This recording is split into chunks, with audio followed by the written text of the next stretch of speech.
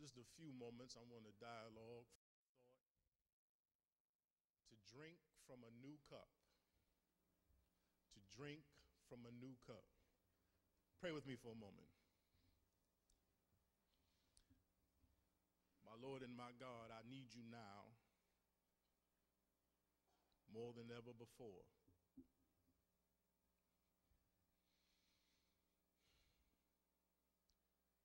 Your children need you now more than ever before. We all are in desperate need of you. Since the last time we cried out to you, things have gotten a little harder.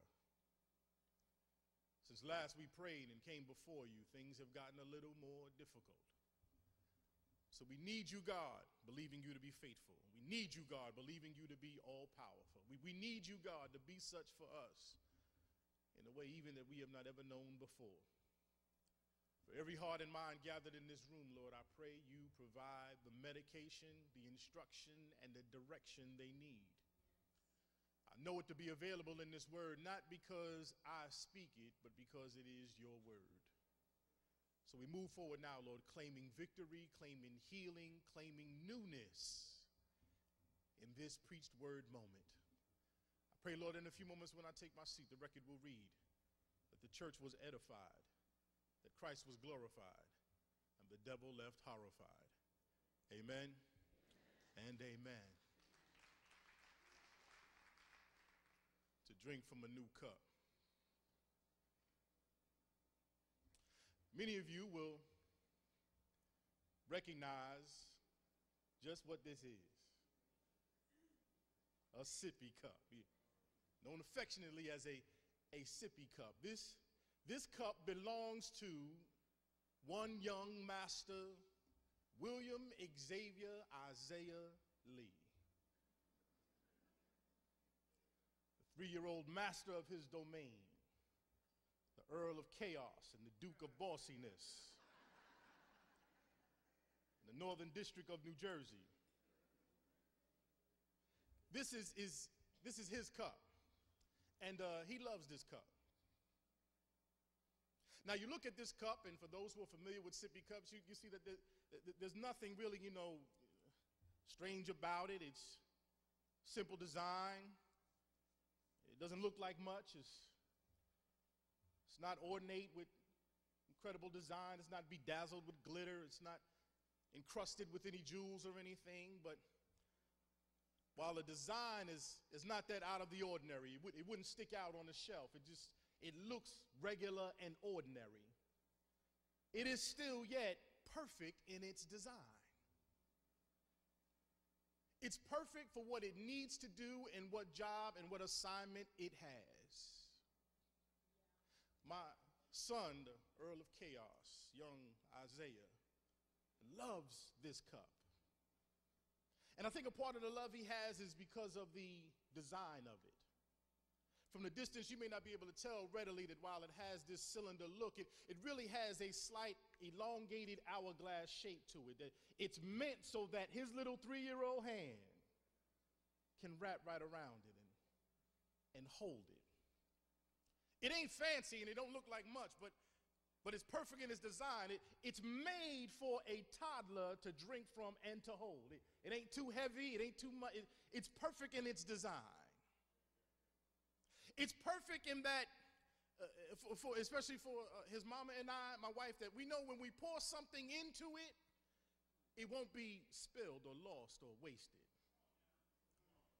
Y'all got to listen. As soon as I read the text, I'm preaching already. Okay, so it don't look like much, but it's perfect in its design, and it's perfectly suited for what it's meant to do. We put the top on it and nothing is spilled out, and the top is designed so that it only meads out just enough so not to choke the person who's digesting it. It knows how to give what it has, right? So it holds on to it so it won't be spilled and won't be wasted. It's perfect in its design that it has a particular handle so that even his little hand, his little 3-year-old hand can hold this cup with no problem. And it's perfect because of the material it is. You can drop it and it don't break, and it don't crack. Now, it's not a precious metal. There won't be any auctions for this, but it's ordinary looking. It's made of ordinary material, but it is perfect in its design. And this particular cup is perfect in that my son desires and yearns this cup every morning when he arises from his night slumber, crawls from out of the world of which he was either conquering some new distant land or defeating some wild beast. When he awakes from his dream and climbs out of his bed and makes his way downstairs to the second level of our split level home, he walks down the steps and through the living room and through the dining room, and he comes into the kitchen and he expects to see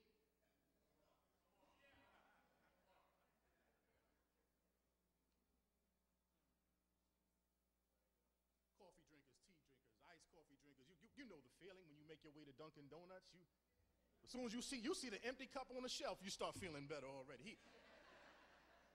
He wakes up, and already the 3-year-old, he sees the cup. The cup is perfect, and his mama and I love the cup. He loves to play with the cup. It's almost like a toy for him, but his mama and I love the cup because it allows us to pour something into it, knowing that it won't be spilled and it won't be left, and it allows us to pour into it and keep on moving.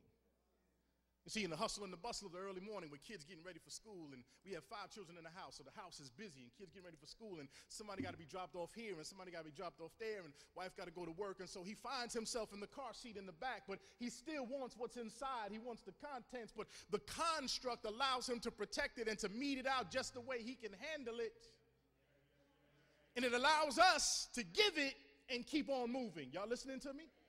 Right, so we can pour it in and then keep on moving, right? So he loves this cup. The content is, the construct rather, it's perfect for him. While it ain't nothing out of the ordinary. If you saw this sitting on the street and you were driving by, you wouldn't get out your car to pick it up. Folk don't gather around in the store to look at it. There are no special sales for it. It's ordinary. It's regular, Miller, but it's perfect. And this cup, for this cup in my household, there is no competition. He wants this cup.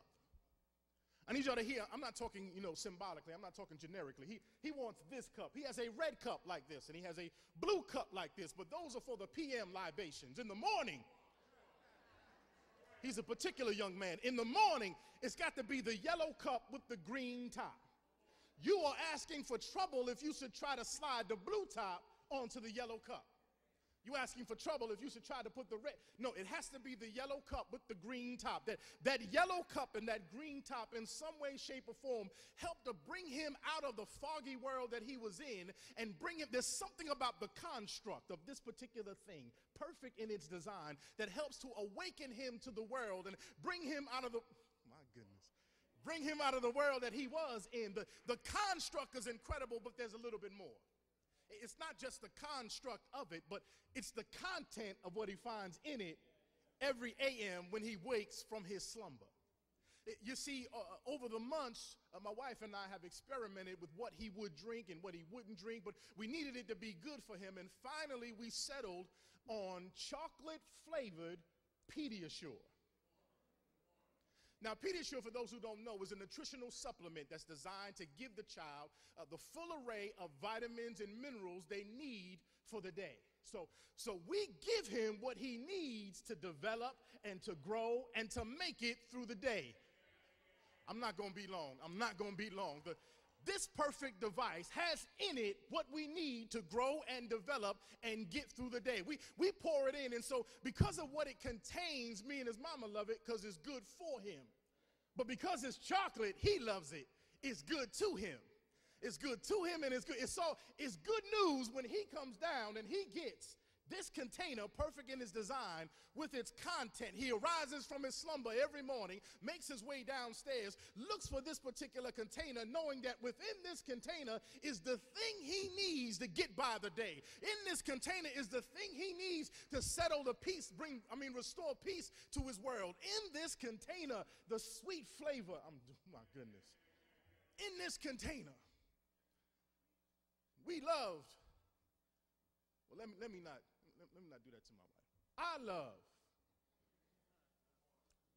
giving him Pediasure in this container, in this cup. And to be honest with you, I love doing it. I could try to play the good father role and saying, because I know it brings him joy, I know it takes care. But I like doing it because when I give it to him, he's at peace. And when he has it, you can do almost anything to him, but yet he remains at peace. Right? So with this cup in his hand, I can dress him. With this cup in his hand, I can comb his hair, and because he has everything is all right. Well, a couple of months ago, no sippy cup. But we had Pediasure. Whenever I would give him the Pediasure, he would see me take it out of the shelf, and I would shake it up for him a little bit, and he would sit there nodding while I was shaking it, and then I would pour it into the cup, and he would nod, and as soon as I would close this, he would say, "I'll throw that away, Daddy. He's doing his part." And I'd give him the empty bottle, and he'd throw it in the recycling, and then he'd come back, and he would get his perfect container with his good news content. This morning, we don't know what happened. Maybe playing, it might have fell behind the couch or something, but I was tired. I ain't feel like looking for it. And so I just showed him the Pediasure, and I began shaking it. I noticed he wasn't shaking his head. But I figured it's early. He's still trying to wake up. Let me get this. I poured it into a small plastic cup, an open-air plastic cup. And I gave it to him. I put it on the table the way I usually do this, and I put it there, and he looked at it. And I looked at him. I said, "Come on, man, we got to go. Drink that." And he just nodded his head, no. And I said, "Man, look, it's Pediasure." I showed him the bottle. I said, "Man, it's good. Don't worry, it's Pediasure." No, he ain't want it. I picked it up, and I tried to put it to his mouth, and he pushed away, and he just walked out the room.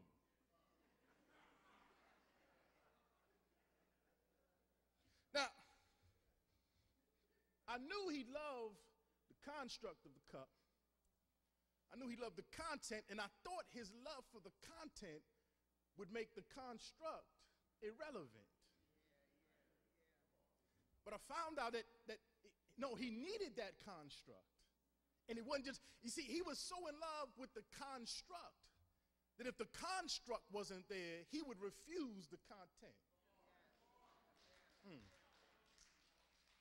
Said, y'all good.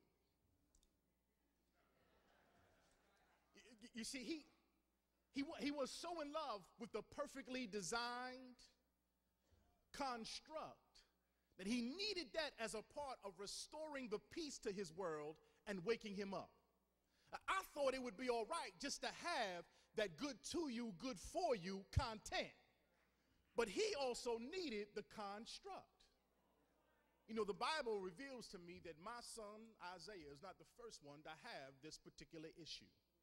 In fact, in John chapter 20, there is a young man who's had his cup switched, and because of the switch in his cup, because of the switch of the construct, he is now refusing the content.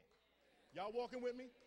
I'm not going to be long. Y'all got the record reveals that Thomas missed the first appearance, shows up at the second one, is told by his fellow brothers, "Look, we done seen the Christ. Good news. We got great news. We don't know where you were, but we got some good news. In your absence, Jesus stopped by, and he blessed us, and he gave us his peace, and he commissioned us, and he breathed on us, and he gave us the Holy Spirit. We got good news, Thomas. We still in this thing. The jig is still on. We still got something to do. We still have the power, and he's still coming back. Thomas, we got good news, but because the construct had changed, Thomas don't want to accept the content.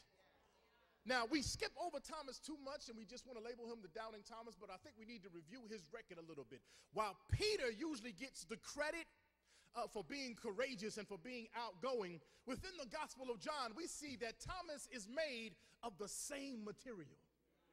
Peter is always willing to step forward and to give an answer and to challenge Jesus. Jesus says, I must go and die, and Peter says, we ain't with that plan. Peter is courageous enough to give voice, but you see it sparingly, but Thomas shows himself as well to have that. In John 11, Jesus says, we got to go take care of Lazarus. He's fallen asleep, but the disciples, they don't get it. They don't understand. And so Jesus says, look, we got to go take care of him. he's died, and we got to go take care of Lazarus. And it's Thomas who says, let us go die with him. Are those the words of somebody who does not believe and does not believe passionately and fully committed? He says, no. Let's go die with him if we got to. Well, Thomas, we label him Doubting Thomas, but Thomas is a soldier. Thomas is courageous. We label him Doubting Thomas, and I think it's unfair that we label him as such, because the doubt is really just a manifestation of another problem. Thomas is pretty brave and courageous. In John 14, Jesus begins this discourse, and he's talking to them in the final weeks. He's giving them their last review before he goes on to leave them and to perform the work that he was meant to do, that perfect container that he was, that incredibly designed container that he was, ordinary in his appearance. Nobody thought much of him. Y'all don't remember what I said. He wasn't bedazzled out, and he wasn't armored like a big centurion, and he wasn't bedazzled like a king.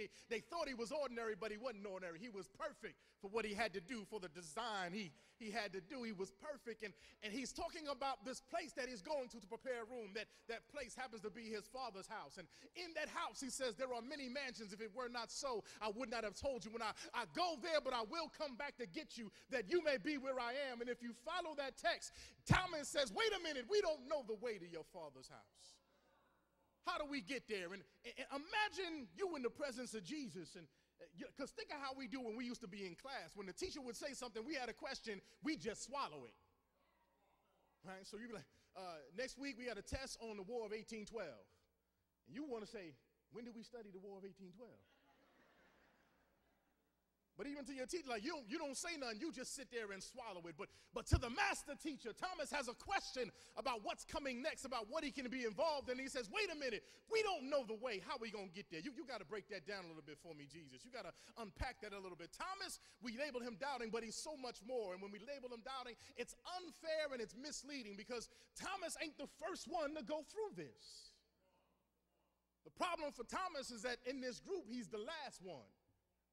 But what's happening to Thomas is really an echo of what's already happened to the other disciples. You see, the word of the resurrection first came to Mary. And when Mary went and told Peter and the beloved disciple, they didn't believe, they ran to the tomb to see. Right? So they couldn't receive the news in a new cup. I'm doing this thing, y'all. They couldn't receive the news. They had to run see for themselves. And even when they told the other disciples did not believe. Now, the text doesn't say they didn't believe. I think it describes the fact that they didn't believe in the resurrection. Because the text, Josh, says they're locked away in an upper room hiding from the Jews. If you believe Jesus has resurrected, why are you so afraid of the Jews? If you believe that he's really risen and the power is still available, why are you so afraid? And why are you huddled here? You want to be out completing the mission he gave you before he left, but they don't really believe, and it shows that they're scared. Thomas don't really believe, and he doubts. So the real issue is about accepting the new cup. I see y'all looking at me. Y'all still don't get the new cup. Y'all get the new cup thing. You see, Thomas, as well as the other disciples, had at first the best sippy cup you could ever have. Jesus himself. For 3 years, what they've learned about Jesus, about God, about themselves, about the kingdom, has all come from and through Jesus. We have no account of them teaching one another, but everything comes from Jesus. Here now, in the wake of the crucifixion and now the resurrection, Jesus is introducing a new cup. I'm not there, the cup is gone. You now going to have to learn to receive the good news. The content is still the same. It's giving you what you need to get through the day. The content is still the same. It's fortifying you and helping you to build and to mature and to develop. But you got to be willing to receive it from a new cup. I wonder how many of us today are stuck with a sippy cup faith.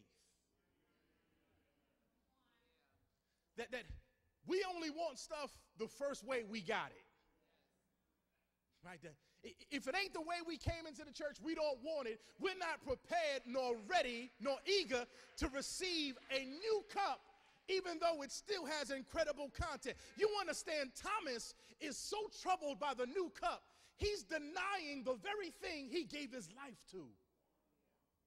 This idea that the kingdom was coming and that Jesus would be resurrected had Thomas leave his place of employment and left his people and walked through dangerous lands and walking back and forth across the countryside and engaging the most powerful entity in the world. But because the cup has now changed, he wants to deny the good news, the blessing, the growth, the development, the maturity that's available to him because the cup is different. Cup is different, and now he don't want the good news. He doesn't want to believe, he doesn't want to accept the good news because the cup is different. And we may think, the answer is just go get my old cup. Go get my old cup. And maybe to some extent you do have to return to the sippy cup every once in a while. But understand, when you refuse to partake in the new cup, it brings trouble to your situation. Not receiving the new cup puts Thomas at odds with all of his people. I don't believe y'all.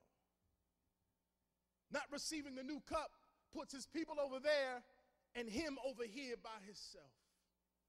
And maybe the disconnection you've been experiencing in your life, at work, at home, or even here at church, in your marriage, in your sibling relationships, or even in your friendships. The disconnect you've been feeling is because you refuse to drink from the new cup that God has for you. Okay, I know y'all need some examples of the new cup. See, the sippy cup faith comes to worship and watches worship. That's the sippy cup because it's put in a package for you and it's meted out just so you can digest it and take it in. But the next cup is for you now to participate in the worship experience. Being here ain't enough, but now you got to participate. But what I've come to find is that some people are so adverse to the new cup of participation that what they start to do is they come later so they can skip the praise and worship. That's denying, I'm doing this thing, I'm not going to be long, I'm getting ready to get out of here. That's denying the good news, the power, what will refresh you and revive you and resurrect you and give you new meaning and new purpose and grow you and mature you. You're denying it because you don't want to partake in the new cup. The new cup for some of us is to give forgiveness or even to petition for forgiveness.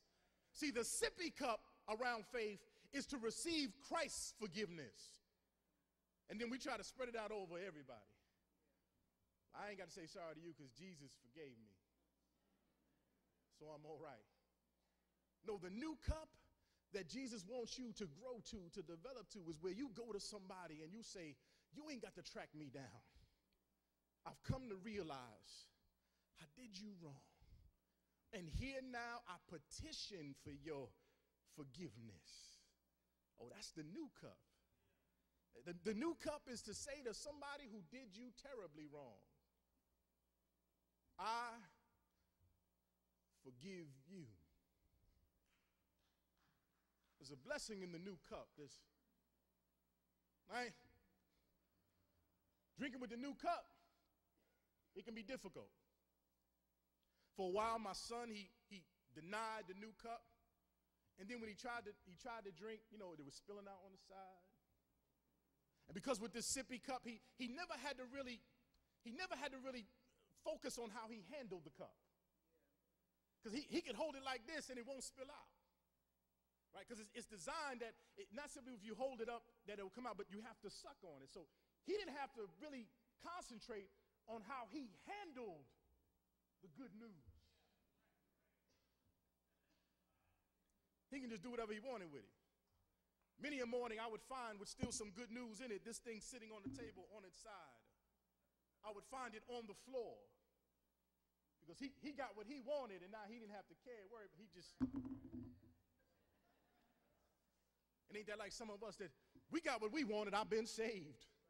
We got what we wanted, I'm in fire baptized. We got what we wanted, the Holy Spirit has sanctified me. We got what we wanted, I'm singing in the choir now. We got what we wanted, I got a check from the benevolence. We got what we wanted, I hear good music every Sunday. We got what we wanted, but we've never really grown and developed to where we watch how we handle the good news. Oh, that's the new cup.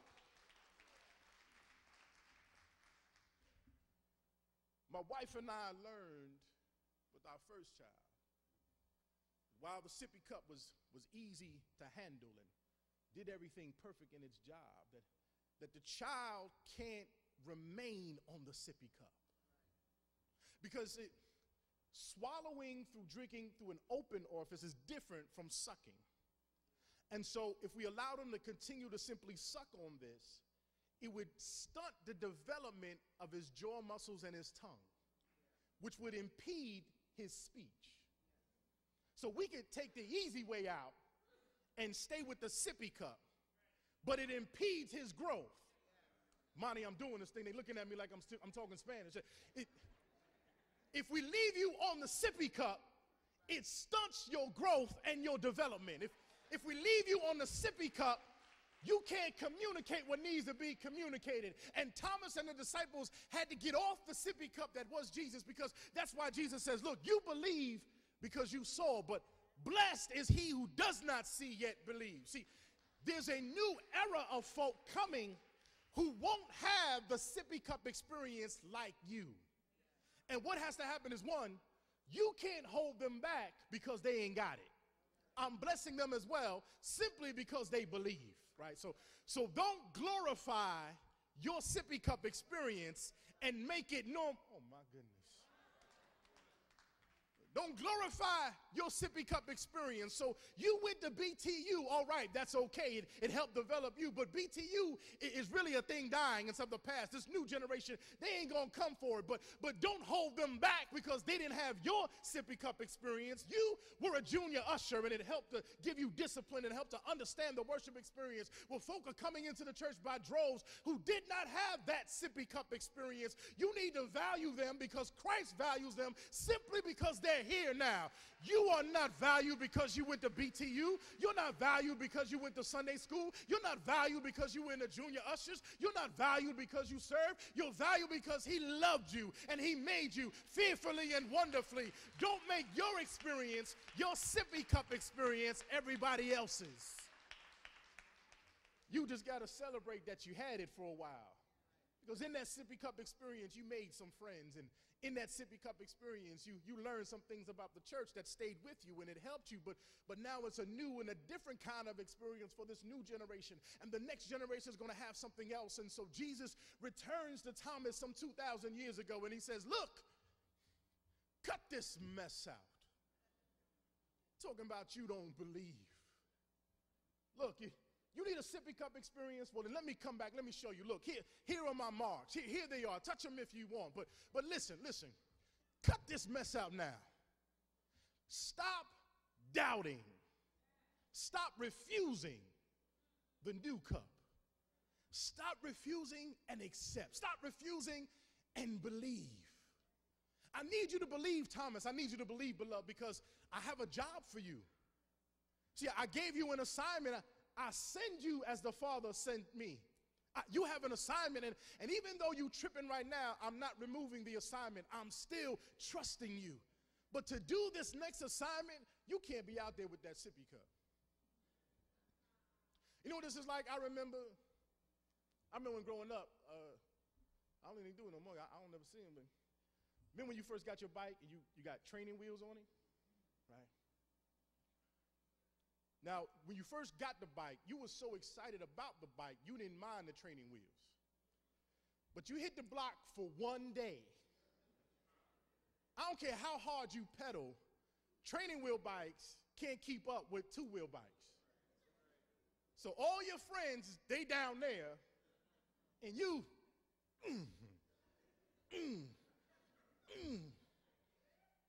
struggling because you really have an equipment and you're engaging the exercise with something that's not meant to go that fast or go that far. Not that fast or not that far. Right? And so when you come back in the house, you couldn't wait to get your training wheels off. What happened to us that when we got older, we set them training wheels down, we pick up that sippy cup, and we don't never want to let it go.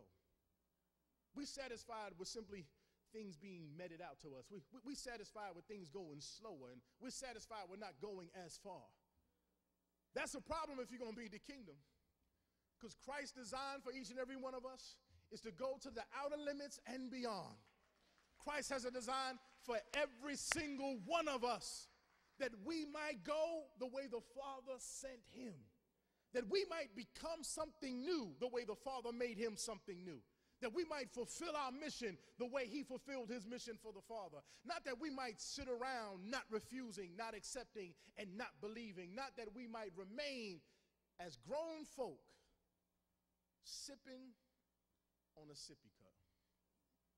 Thomas, man, cut this mess out.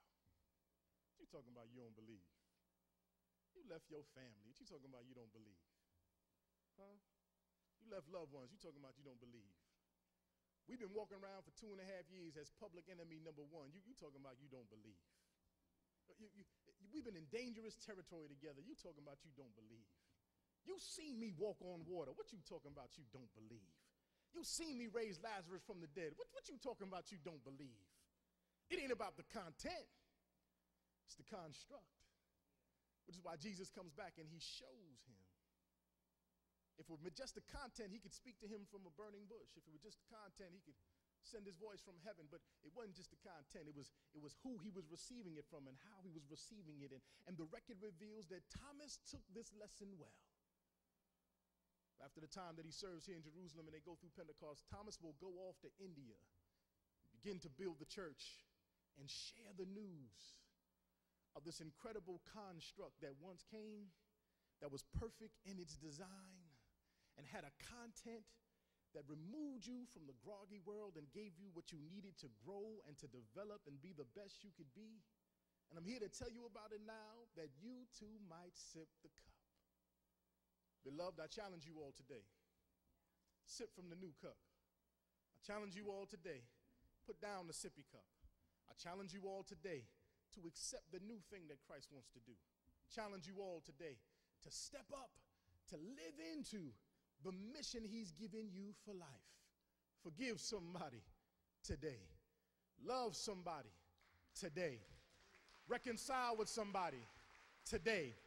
And that, beloved, will be you sipping from the new cup, still building you, still growing you, still developing you. I dare you, beloved, taste and see.